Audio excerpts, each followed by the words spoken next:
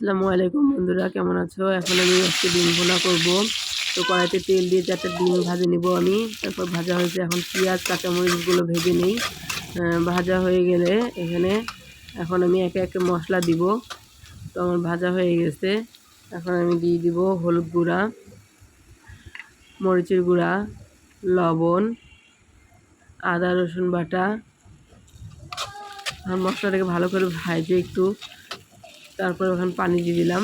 এখন আমি মশলাটাকে ভালো করে কষিয়ে নিব। কষানো হয়ে গেছে, এখন আমি ডিম দিয়ে দিব। এখানে 4টা ডিম ভেজে নিয়েছিলাম, তা দিলাম। আর একটা হলো ভাজিনি আমার মেয়ের জন্য, তো সেটাও এখন দিয়ে দিলাম। এখন একটু ভুনায়ে একটু জিরা গুঁড়া দিয়ে দিব। তারপর নাড়াচাড়া একটু পানি দিয়ে এখন ভালো করে কষায় রান্না করে নিব। এই তো আমার ডিমটা রান্না হয়ে গেছে।